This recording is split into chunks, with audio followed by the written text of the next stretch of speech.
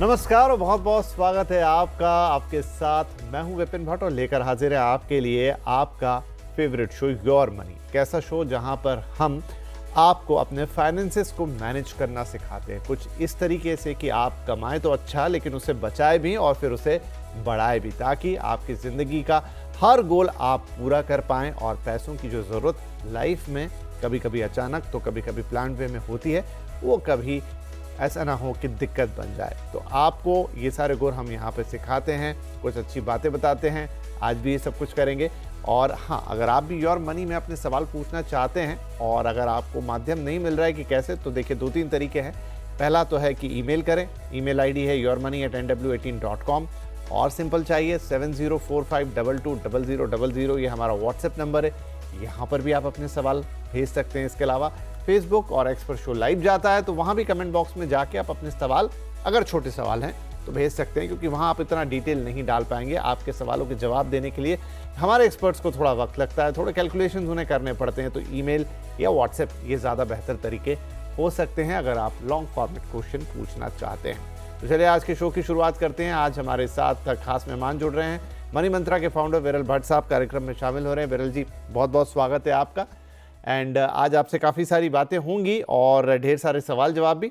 लेकिन सबसे पहले हमेशा की तरह एक पर्टिकुलर टॉपिक पे, एक पर्टिकुलर विषय पर आपसे थोड़ी खुलकर बातचीत करेंगे। और आज बड़ा इंटरेस्टिंग टॉपिक हम दर्शकों के लिए लेकर आए हैं, वो है एआई यानी आर्टिफिशियल इंटेलिजेंस इन पर्सनल फाइनेंस। तो एआई का इन दिनों हर तरफ बोलबाला है।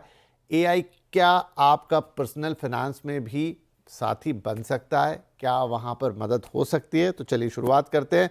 विरल जी, क्या एआई से भी आप अपनी पर्सनल फाइनेंसिंग करा सकते हैं? नमस्ते विपिन जी, शुक्रिया आपने शो पे बुलाया। देखिए, आपने कहा कि एआई के बारे में अभी डेफिनेटली देखिए, पहले तो लोगों को ये समझना चाहिए कि एआई के पास इंटेलिजेंस है, बट थोड़ा सा आर्टिफिशियल सा है, राइट? तो आर्टिफिशियल सा है तो आपको इन्वेस्टमेंट्स में कितना हेल्प कर सकता है? डेफिनेटली कहीं कई जगह पे आपको वो डेफिनेटली हेल्प कर सकता है। बेसिक अगर आपको अंडरस्टैंडिंग लेनी है, बेसिक्स समझना है, फंडामेंटल समझना है, तो डेफिनेटली आपको एआई हेल्प कर सकता है। ऐसे बहुत सारे एप्स हैं, एप्लीकेशंस हैं, और ऐसे बहुत सारे प्लेटफॉर्म्स हैं जहां पे आपको इन्वेस्टिंग के बेसिक्स पता चल सकते हैं, फंडामेंटल्स पता चल सकते हैं। पर जैसे मैंने कहा कि वो थोड़ा सा आर्टिफिशियल सा है, आपका इमोशंस नहीं समझ सकता। तो मुझे लगता है कि एआई आपको हेल्प कर सकता है, पर एक प्रॉपर प्लानिंग के पॉइंट ऑफ व्यू से, डिटेल्ड अंडरस्टैंडिंग के पॉइंट ऑफ व्यू से लिमिटेशंस आ जाते हैं एआई के पॉइंट ऑफ व्यू से। तो एआई विरल भट्ट साहब की जगह तो नहीं ले सकता, ये बात आप बता रहे हैं। लेकिन क्या विरल भट्ट साहब एआई की मदद लेके किसी की मदद कर सकते हैं इन पर्सनल फाइनेंस? डेफिनेटली जब मैं कुछ बताने की कोशिश करता हूँ, कुछ फंडामेंटल्स मुझे बताने हैं, बेसिक स्ट्रक्चर करना है, बजटिंग के पॉइंट ऑफ व्यू से करना है, एक्सपेंसेस को ट्रैक करने के पॉइंट ऑफ व्यू से करना है, एक मार्केट को अभी की जो रुझान है, मार्केट के जो झुकाव है, उसके कुछ बेसिक्स समझाने के पॉइंट ऑफ व्यू से डेफिनेटली विरल भट्ट हेल्प ले सकता है, हेल्प कर सकता है।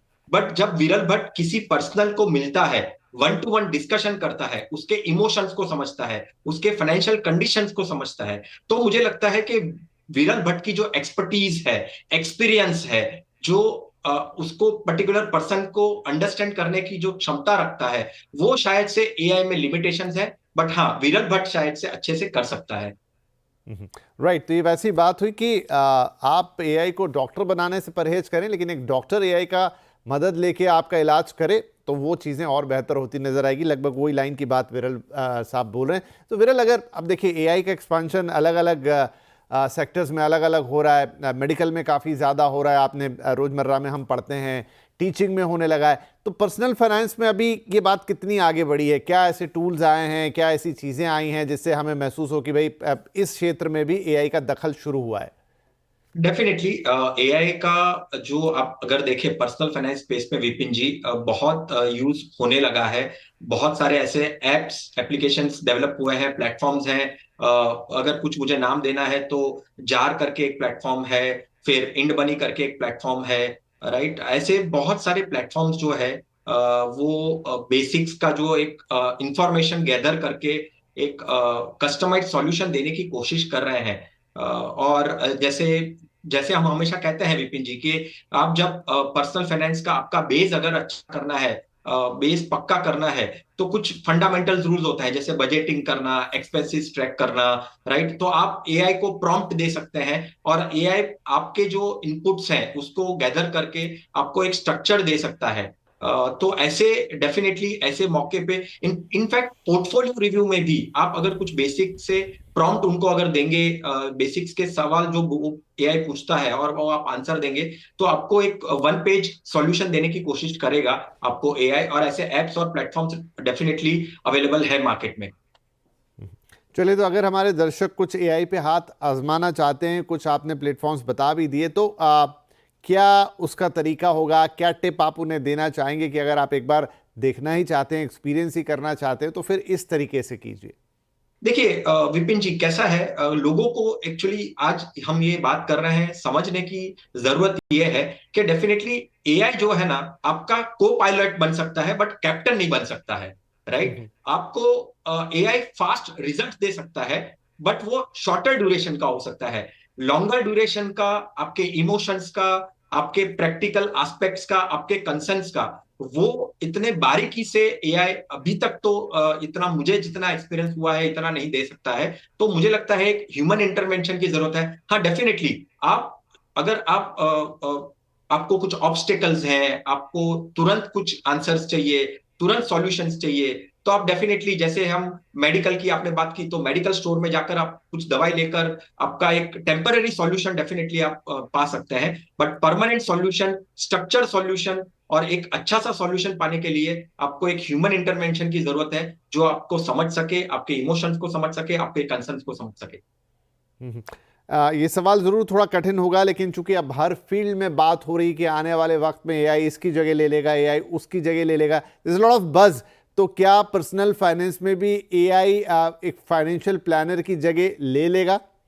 डेफिनेटली, देखिए कुछ ऐसे पॉइंटर्स हैं जो ध्यान में रखने चाहिए, जहां पे आप एआई की मदद ले सकते हैं। आप, जैसे मैंने कहा कि आप बजट को ट्रैक करने में, एक्सपेंसेस को ट्रैक करने में, आप ऐसे एप्स जो अवेलेबल है उसको आप देख सकते हैं। डेफिनेटली उसके रिव्यूज देख लीजिए, उसकी ऑथेंटिसिटी देख लीजिए, और फिर उसके बाद आप ये सब कर सकते हैं। देखिए क्रेडिट स्कोर, क्रेडिट बिहेवियर और लोन लेने की क्षमता, ये सब चीज आप एआई से काफी आसानी से कर सकते हैं। आपके ट्रांजैक्शंस, जो आप बैंकिंग ट्रांजैक्शंस कर रहे हैं, उसको कंसोलिडेट करके एक ही जगह पर लाकर आप उसको ट्रैक कर सकते हैं। आप फाइनेंशियल गोल प्लानिंग थोड़ी सी कर सकते हैं, राइट, कि भाई मेरे कुछ गोल्स हैं तो मुझे कितना निवेश करना चाहिए, कितना मेरा कॉर्पस जमा हो सकता है, मुझे हेल्थ इंश्योरेंस लेना है तो हेल्थ इंश्योरेंस कितना लेने की जरूरत है, टर्म इंश्योरेंस लेना है तो कितना लेने की जरूरत है। तो ऐसे सारी चीजें जो है वो एआई काफी अच्छे से आपको करके दे सकता है।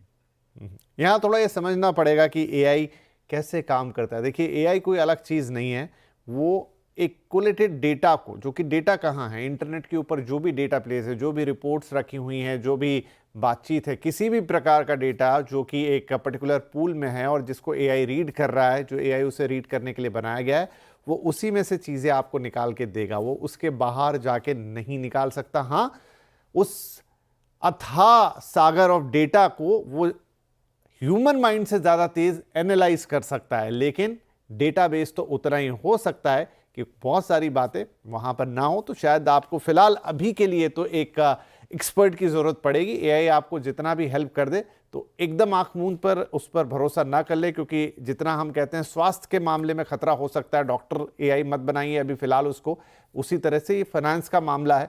क्योंकि कोई ऐसी चीज़ जो आपको बाद में लगे रही है क्या हो गया, इसमें मेरा घाटा हो गया, तो जो भी अगर आप एआई से मदद भी ले रहे हैं, अपने फाइनेंशियल प्लानर से उसे चेक जरूर करा ले। ये अभी की स्थिति है। भविष्य क्या होगा हमें नहीं पता कि एआई किसको रिप्लेस करेगा, क्या क्या काम करेगा, लेकिन फिलहाल एआई का इस्तेमाल करें। बहुत सारी चीज़ें विरल जी ने बताई, लेकिन हाँ, एक पर्सनल फाइनेंस या ह्यूमन इंटरवेंशन उसमें ज़रूर रखें एक एक्सपर्ट का, ताकि आपको किसी तरह का नुकसान ना हो जाए। ठीक है जी विरल साहब, बढ़िया रहा। एआई पे ये बातचीत हमने की, दर्शकों को बता दिया कैसे वो एआई का इस्तेमाल कर सकते हैं और क्या क्या टूल फिलहाल आपके लिए अवेलेबल है। अब हम दर्शकों के एक्चुअल सवाल लेना शुरू करते हैं। देखिए आज भी कोई एआई आंसर नहीं देगा, विरल साहब भी आपके सवालों के जवाब देंगे। तो आशुतोष जी हैं हमारे साथ महाराष्ट्र से इस वक्त फोन लाइन पर। आशुतोष, बहुत स्वागत है आपका, और क्या सवाल रहेगा? हेलो आशुतोष, आप सुन पा रहे हैं हमें? यस सर, हाँ बोलो। हाँ जी, बताइए अपना सवाल। सर मैंने अपना इन्वेस्टमेंट डिटेल आपको शेयर किया है, वो मुझे जानना था कि वो जो मेरा सिलेक्शन है फंड कैसा है, और वो 5 करोड़ के लिए क्या सफिशिएंट है या मुझे और बढ़ानी पड़ेगी? ओके, ठीक है, बिल्कुल सही कह रहे हैं आशुतोष कि उन्होंने अपना पोर्टफोलियो हमारे साथ शेयर किया है, जो इनफैक्ट अभी आपके स्क्रीन पर भी होगा। और आशुतोष के पास जो है वो काफ़ी सारी लंबी चौड़ी लिस्ट है फंड्स की। आई थिंक 8 फंड्स हैं आशुतोष आपके पास, 9 फंड है शायद। एक्सिस ग्रोथ ऑप्शनल फंड में 5000, SBI लार्ज मिड कैप में अलग अलग, और आपने फिर बहुत सारी जगहों पे लमसम पैसे भी डाले हैं।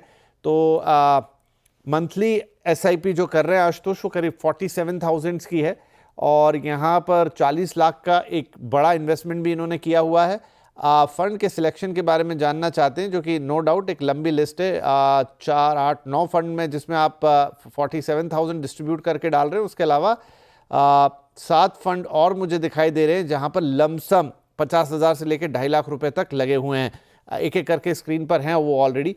अब लक्ष्य है आशुतोष जी का 15 साल में 5 करोड़ रुपए बनाना। तो 2 सवाल विरल साहब कि एक तो इनका लक्ष्य पूरा हो पाएगा कि नहीं इस तय अवधि में और इन फंड्स के साथ और इस निवेश के साथ, और दूसरा ये जानना चाहते हैं कि क्या इनका जो ये लंबा चौड़ा फंड सिलेक्शन है ये सही है? देखिए, जब फंड्स की बात करते हैं विपिन जी, तो लंबा चौड़ा है।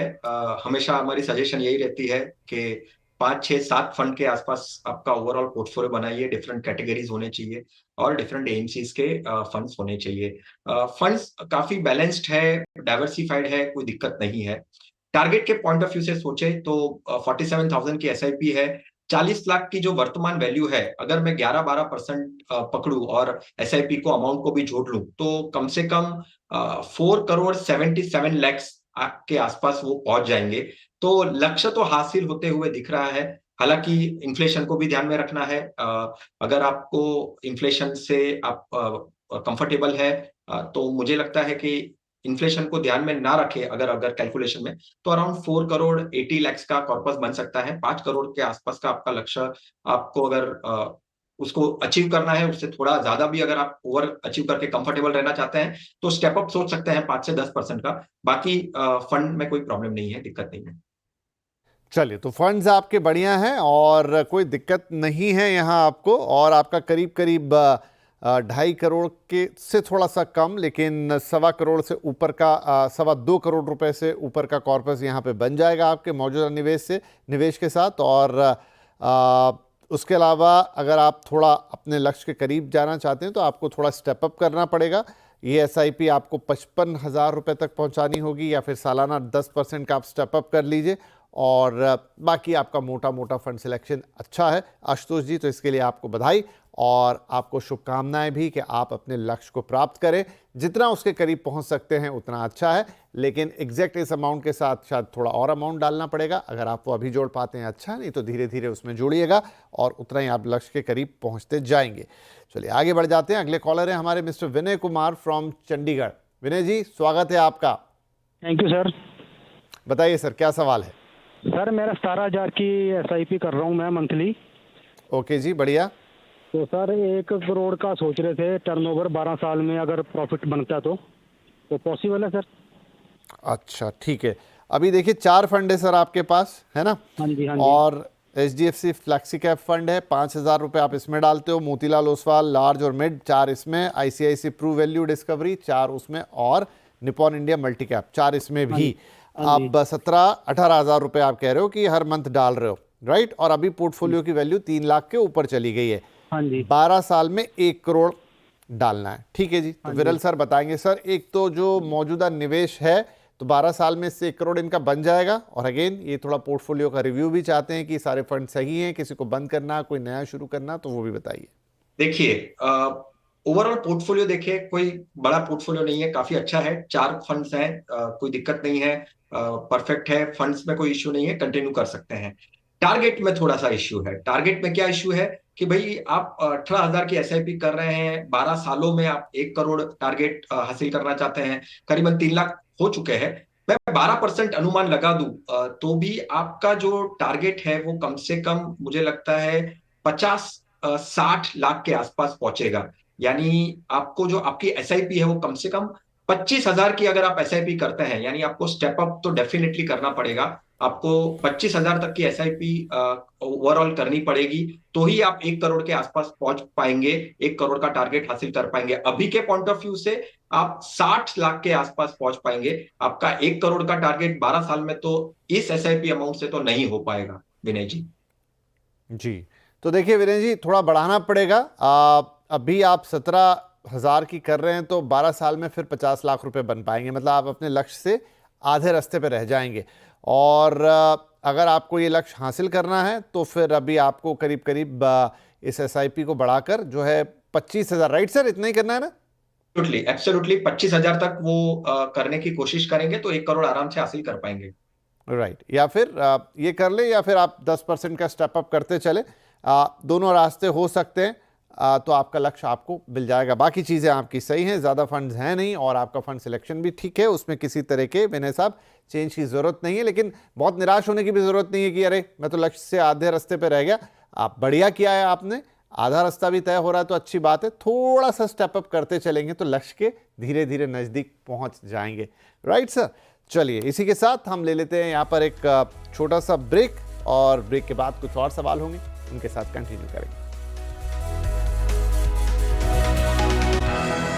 के सवालों के जवाब करा रहे हैं आपकी एक शानदार फाइनेंशियल प्लानिंग। और आज तो हमने आर्टिफिशियल इंटेलिजेंस की भी बात की कि वो फाइनेंशियल प्लानिंग में कैसा रोल अदा कर सकता है।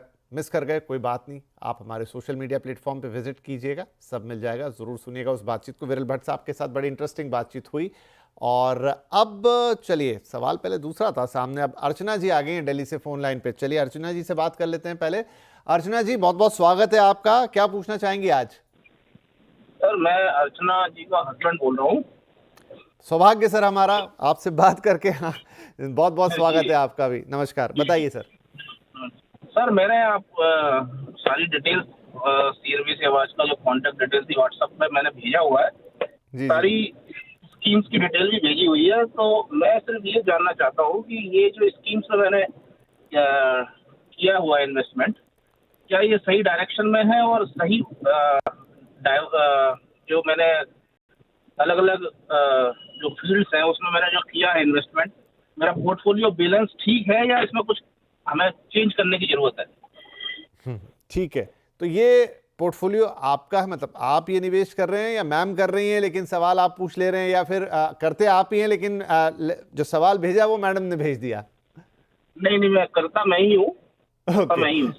चलिए बढ़िया है। आप दोनों को पहले तो बहुत बहुत बधाई कि आप अपने फ्यूचर के लिए बढ़िया प्लानिंग कर रहे हैं। अभी से आपने पर्सनल फाइनेंस के लिए इतना सारा कुछ किया है, तो दोनों को बधाइयाँ। देख लेते हैं। चलिए, आपने कहा पोर्टफोलियो सामने है, तो हाँ जी, पोर्टफोलियो है सामने। काफ़ी सारा निवेश है यहाँ पर। तो अभी अर्चना जी, चूंकि नाम उन्हीं का है, तो अर्चना जी का जो पोर्टफोलियो है, या हस्बैंड वाइफ दोनों का, तो मंथली एसआईपी है 95,000 रुपीज़ की। पोर्टफोलियो की वैल्यू जो अभी तक हो गई है 20 लाख रुपए की है। लक्ष्य आपका अच्छा है 15 साल में 5 करोड़ का। और फंड का सिलेक्शन क्या सही है, क्योंकि कॉमन सवाल होता है। आप देखिए, फंड की लिस्ट यहाँ पर लंबी है। कोटक इमर्जिंग इक्विटी फंड में 15,000, टाटा मिड कैप ग्रोथ में 15, एसबीआई मैग्नम मिड कैप में 14, HDFC flexi cap fund 13, HDFC Nifty 50 index 10,000, Parag Parikh flexi cap 10,000, ICICI Pru Nifty next 50 index 5, और इस तरह Motilal Oswal small cap, Tata small cap और कैनरा रोबेको इमर्जिंग में भी 5 और 3,000 रुपये। राइट, तो काफ़ी सारे फंड्स हैं यहाँ पर। विरल साहब, ऑलमोस्ट 1 लाख रुपए महीने का एसआईपी जा रहा है। फिलहाल 20 लाख रुपए इकट्ठे भी हो गए। अब लक्ष्य है 15 साल में इस एसआईपी से 5 करोड़ बनाना। वही कि क्या ये लक्ष्य पूरा होगा मौजूदा निवेश से? और फंड का सिलेक्शन कैसा है? देखिए, फंड का सिलेक्शन मैं देख रहा था विपिन जी, काफी मिड कैप हैवी और स्मॉल कैप है। राइट, अभी हमेशा हम सलाह ये देते हैं विपिन जी के आप एक ही कैटेगरीज के फंड्स आप मत लीजिए, राइट। और अगर यहाँ पे हम देखें तो 4 मिड कैप फंड्स हैं उनके पोर्टफोलियो में, राइट। नाम अलग अलग है, इमर्जिंग के नाम पे 2 फंड है। तो जनरली लोग को क्या लगता है कि ये कुछ अलग कैटेगरी का है, वो कैटेगरीज को कई बार नहीं समझ में आता है उनको, और फिर वो फंड्स ऐड करते जाते हैं अपने पोर्टफोलियो में। अभी देखिए इतना टाइम से ये पोर्टफोलियो चल रहा है, 20 लाख जितना अमाउंट ऑलरेडी उन्होंने एक्यूमुलेट कर दिया है। तो मैं ये सजेशन नहीं दूंगा कि आप कुछ फंड्स में से निकल जाइए, क्योंकि मैं ये फंड्स का एनालिसिस भी कर रहा था विपिन जी। तो हम एक देखते हैं कि भाई ओवरलैपिंग कितना है। अभी एक ही कैटेगरी के 4 फंड्स हैं, बट वो चारों फंड्स में ओवरलैपिंग कितना है। तो मेरे एनालिसिस के पॉइंट ऑफ व्यू से मैंने जब देखा तो कम से कम 15 से 20% का ओवरलैपिंग है, जो ज्यादा ओवरलैपिंग नहीं कह सकते हैं। अगर आपकी ओवरलैपिंग 40-50% होती है तो एक बार सजेशन आता है कि भाई आप वो फंड से निकल जाइए। तो ये फंड्स को कंटिन्यू करिए, अभी इसमें कोई ज्यादा बदलाव मत करिए आगे जाके। ये जो आपका टारगेट है वो टारगेट तक आप उसको ये चलाइए, क्योंकि फंड हाउस अच्छा है, परफॉर्मेंस अच्छा है, डेफिनेटली पास्ट में परफॉर्मेंस अच्छा है, फ्यूचर की कोई गारंटी नहीं है, बट जो थॉट प्रोसेस होती है ये फंड हाउसेस की वो काफी अच्छी है और कंसिस्टेंसी काफी अच्छी है। अभी हम टारगेट के ऊपर बात करते हैं। अभी 95,000 की एसआईपी है, 15 साल में कम से कम अगर देखें 12% अनुमान से 4 करोड़ 84 लाख, यानी 4 करोड़ 84 लाख जितना अमाउंट वो कॉर्पस इकट्ठा कर पाएंगे। अभी जितना इकट्ठा हुआ है वो भी एक बार कंसिडर कर ले, 12% अनुमान से, और 15 साल के लिए तो कम से कम वहां से 1 करोड़ 20 लाख जुटा पाएंगे। तो ओवरऑल 6 करोड़ के आसपास का कॉर्पस बन सकता है अभी की एग्जिस्टिंग वैल्यू, और जो आगे जाके वो 95,000 की एसआईपी कर रहे हैं उससे। फंड में कोई बदलाव करने की जरूरत नहीं है, पर बने रहिए, कंसिस्टेंसी रखिए, और आपका जो टारगेट है वो 6 करोड़ का आप हासिल कर पाएंगे। क्या बात है, क्या बात है। आमतौर पे शॉर्ट पड़ जाता है लोगों को, लेकिन यहाँ तो ओवर अचीविंग हो रही, तो बहुत बहुत बधाई है सर आपको और मैम आपको भी। तो अभी का जो आपका मौजूदा इन्वेस्टमेंट है, दोनों लमसम और अभी जो आपके एसआईपी है, उनको मिला लें तो आप 15 साल में 6 करोड़ अपने टारगेट से 1 करोड़ रुपया ऊपर अचीव कर लेंगे। और थोड़ा सा जो फंड में थोड़ा डिसबैलेंस था उसके बारे में बता दिया है आपको विरल साहब ने। अदरवाइज चीज़ें ठीक है, फंड सिलेक्शन भी बढ़िया है, लेकिन वो बैलेंस आप थोड़ा सा बना के अगर कर ले तो और बेहतर लक्ष्यों की तरफ आप बढ़ पाएंगे और उनकी प्राप्ति होगी। फटाफट एक ईमेल और है वो ले लेते हैं। ये है आहाना का, जो हमें मुंबई से आया है। आहाना का सवाल ये है कि वो मंथली एसआईपी कर रही हैं 8,500 रुपये की। उनका लक्ष्य है कि ये 1 करोड़ रुपये बन जाए। तो अब उन्होंने कोई टाइम फ्रेम सेट नहीं किया अपने लिए। उन्होंने कहा है कि कब तक मैं इस एसआईपी से 1 करोड़ रुपये बना लूँगी और क्या मेरा फंड सिलेक्शन सही है। काफ़ी सारे फंड्स हैं, लेकिन सारे के सारे एक ही फंड हाउस के हैं। SBI large cap fund 3,000, SBI equity hybrid fund 3,000, SBI blue chip fund 2,500, SBI magnum 2,000, SBI flexi cap fund 1,500, SBI focus. तो यहाँ से लेके लंबी ऑलमोस्ट 10 फंड हैं, जिसमें एक ही फंड हाउस है सर, और उसमें ये पैसा छोटा अमाउंट डिस्ट्रीब्यूटेड है। तो क्या तो ये सही है, और दूसरा कि क्या आप इस सिलेक्शन से और इस निवेश से उनका लक्ष्य मिलेगा, उन्हें कब तक मिलेगा, ये पूछा उन्होंने 1 करोड़। देखिए फंड सिलेक्शन तो डेफिनेटली इतने सारे, एक ही फंड हाउस के इतने सारे फंड्स तो डेफिनेटली मैं ना कहूंगा। मेरे जो आज के सजेशन फंड के रहेंगे शो के अंतिम में, वो मेरे सजेशन होंगे। वो वाला पोर्टफोलियो आप बनाइए। आप ये जो आपने बना के रखा है उसमें से मेरी तो ना ही है कंप्लीटली। आप एसबीआई के इतने सारे फंड और डिफरेंट कैटेगरीज भले हैं, बट एसबीआई के इतने सारे फंड्स पोर्टफोलियो में नहीं होने चाहिए। टारगेट की बात करें तो कम से कम 85 लाख के आसपास वो जुटा पाएंगे। यही 8,500 की अगर वो एसआईपी करते हैं तो 20 सालों में 12% अनुमान से, तो 10,000 तक की स्टेप अप करिए। टोटल 10,000 की एसआईपी करते हैं तो 1 करोड़ जुटा पाएंगे। पोर्टफोलियो सिर्फ 4-5 फंड का ही रखिए, ज्यादा उसको डाइवर्सिफाई करने की कोशिश ना करिए, क्योंकि वो ओवर डाइवर्सिफिकेशन हो जाता है। जी यहाँ ना तो देखिए, एक तो सही बात है, एक ही फंड हाउस के इतने सारे फंड ज़रूरत नहीं है। अभी क्या फंड है, तो अभी फंड्स आपके सामने आने वाले हैं, थोड़ा वेट कीजिएगा अगर आप हमें देख रही हैं। और उसके अलावा आप अपने लक्ष्य को पाएंगी, लेकिन कैसे, तो उसमें कितना वक्त लगेगा, अभी के हिसाब से 20 साल के आसपास का वक्त उसमें लग जाएगा। चलिए वक्त हो गया है कि फटाफट वो 4 फंड्स, तो आहाना का भी काम हो और बाकी दर्शकों का भी। सर आज के आपके टॉप 4 फंड्स क्या होने वाले हैं? देखिए, ये मेरी रिकमेंडेशन है। कोई भी अगर पर्सन अपनी प्लानिंग कर रहा है तो उसका रिस्क प्रोफाइल या कोई particular financial professional financial planner की सलाह लेके बाद ही डिसीजन लीजिए। 4 फंड अभी के मार्केट के पॉइंट ऑफ व्यू से मेरी सलाह बनती है वैल्यू कैटेगरी में, तो डीएसपी का वैल्यू फंड। फोकस कैटेगरी देख सकते हैं, कॉन्सेंट्रेटेड पोर्टफोलियो अगर बनाना है आपको म्यूचुअल फंड से तो एचडीएफसी का focus fund multi asset different different assets में निवेश करता है, equity, debt, commodities, gold, silver में, तो आप आईसीआईसीआई का मल्टी एसेट देख सकते हैं। और अभी के मार्केट के उतार चढ़ाव को हेल्प करने के पॉइंट ऑफ व्यू से, पोर्टफोलियो में डाउनसाइड प्रोटेक्ट करने के पॉइंट ऑफ व्यू से एडलवाइस का बैलेंस एडवांटेज फंड। जी, बहुत शुक्रिया। तो ये 4 टॉप 4 फंड्स विरल साहब की तरफ से, क्या उनकी विशेषता और खासियत वो उन्होंने बता दी। बहुत शुक्रिया सर, आपने वक्त निकाला और आज हमारे दर्शकों के सवालों के जवाब दिए और उनका इतना बढ़िया मैनेजमेंट पोर्टफोलियो मैनेज करवाया आपने, तो थैंक यू वेरी मच। और सभी दर्शकों का भी शुक्रिया, आप इस कार्यक्रम में हमारे साथ जुड़े। हमें लिखते रहिए, अपने सवाल भेजते रहिए, कोशिश ये होगी कि हम आपको बेहतरीन से बेहतरीन फाइनेंशियल एडवाइस दे पाए। तो आज के लिए इतना ही, कल फिर से मुलाकात होगी, तब तक के लिए टेक केयर, नमस्कार।